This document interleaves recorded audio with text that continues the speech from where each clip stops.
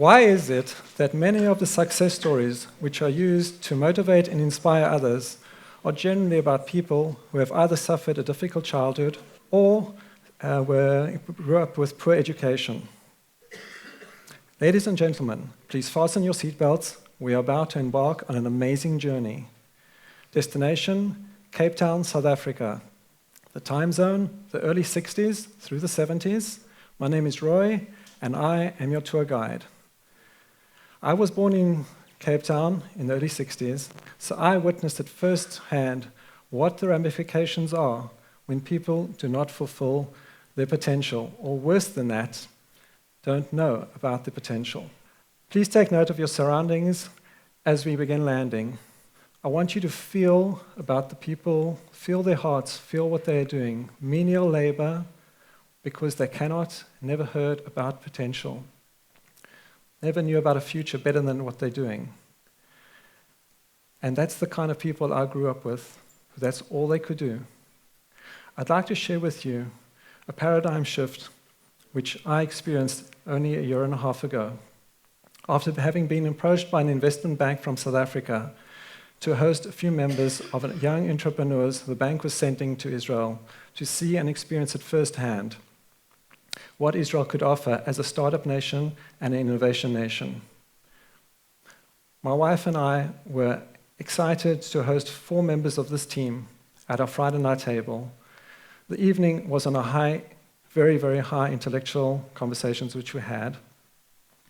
I'd like to share with you what we learned from 4 of these people. The one gentleman had worked out an application and developed an application to teach maths and physics to people who were unable to get to high schools of a better quality. Another had developed an idea for poor members of the community to prepay for car services and repairs to make it easy on them. The lady of our group had become a world-renowned chocolatier after further studying her studies in Belgium, and the last gentleman had a high position in the investment bank. When I think about Professor Ken Robinson's theory of when talent meets up with passion, you reach your element, these people are certainly a proof of that theory. I'd like you now to continue the journey with me, this time about me. I grew up in a small town, in a warm and loving home situation, environment with my parents and my siblings, yet my school life was a completely different story. Being an introvert, wimpy kid, I was humiliated on a daily basis, both physically and emotionally.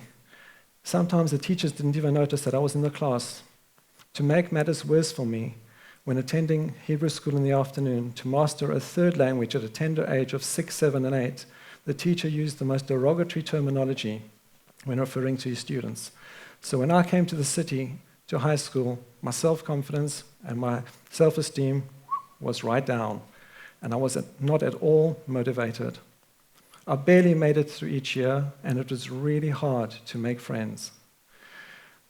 Fortunately and thankfully, it all changed for me in my final year of high school, when a legendary principal, Mr. Mike Kessel, this photo was taken just 2 weeks ago, proving my connection with him.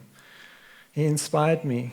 He saw that I was not running on my potential, and he inspired me and motivated me to invest in myself for a better future. But that's not all he did for me. He noticed I had a passion to organize cultural events in the school, so he gave me free hand to do whatever I liked on that framework, and the results were outstanding. I finished my final year of high school with high enough results to continue studying at university, and yet I didn't choose that path because I wanted to fulfill a dream of coming to live in Israel. Prior to doing that, I looked for a few mementos to bring with me. I came across these 2 poems which really touched my heart. If you can imagine it, you can achieve it. If you can dream it, you can become it. The words of William Ward. And in the words of Stephen Grellet, I shall pass through this world but once. Any good that I can do, or any kindness I can show to any human being, let me do it now, because I won't pass this way again. These 2 posters are still hanging in my office today. That's the influence they had on my life. When I came to Israel, soon afterwards, I set up and established a business. The main focus of the business was on excellent customer service. It didn't take long when I had already established a large number of clientele, many of whom from the academia, from the government, finance, medical world. What I enjoyed most about my business was the high intellectual conversations I engaged in with my special clients that came to me on a weekly basis. One of these incredible people, exactly 10 years ago, suggested I study life coaching, which I did while still running my business. I enjoyed the studies very much. And then, unfortunately, tragedy struck me. A business which I developed and built up for almost 20 years collapsed almost virtually overnight. And I was left with no income, with heavy debt, and not yet being able to practice life coaching. Now, I was the one having to go and do menial work, facing my family with humiliation day in and day out.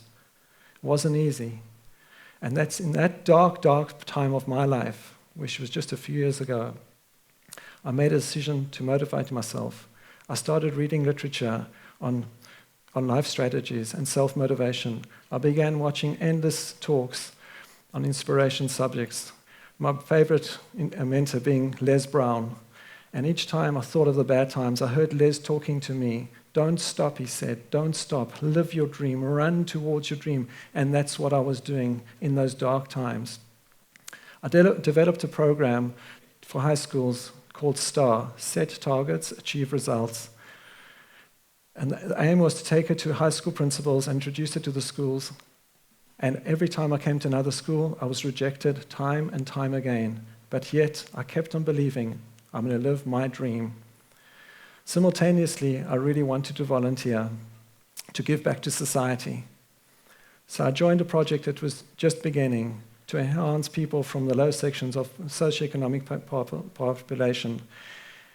And what happened in that particular meeting, I'll get back to in a minute, was a sheer miracle for me. In the meantime, I qualified as a life coach, and I developed a special, unique system and technique how to help people suffering from PTSD change their lives from darkness to light.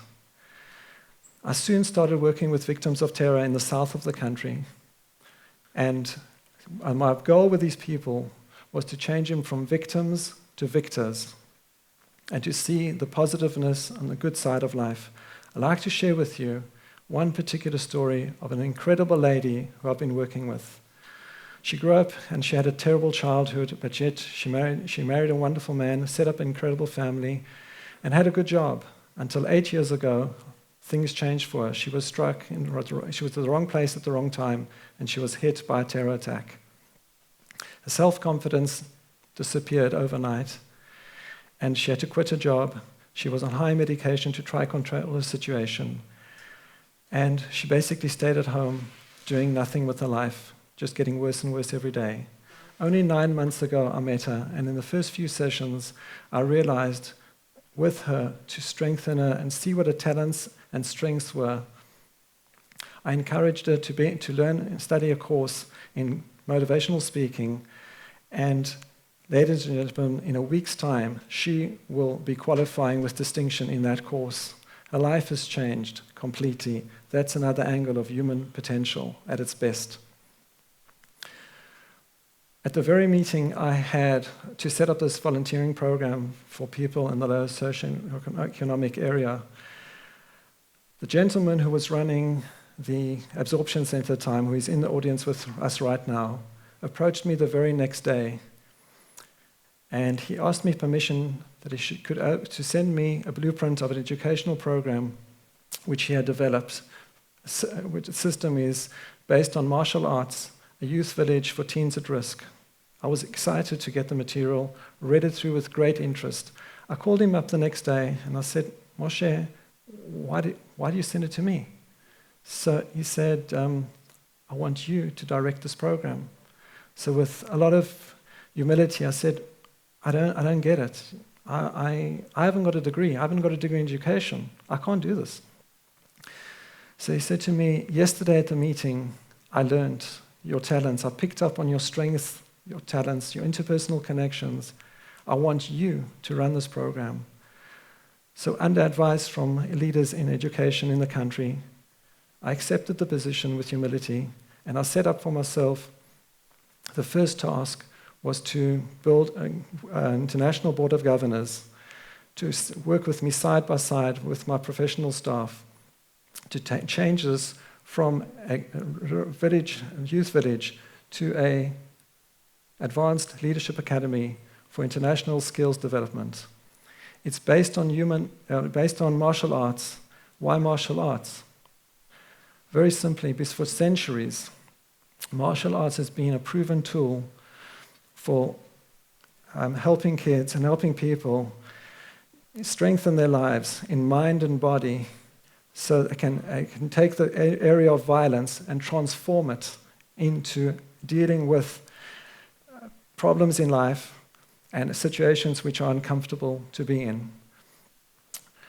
I approached many people in the world outside with incredible influence in finance, in martial arts, world leaders, in education, and they've all become, not one person turned me down. Every single person said, I'm on your project with you.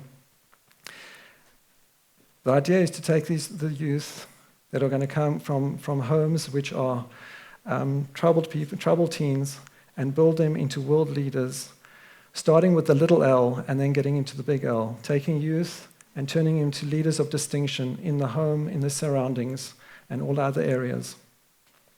Imagine a world where the brain power that would just not be developed is now going to be developed, put together in high-tech, in banking, in biology, in medicine, and water conservation, solar systems. All this is now going to improve our world.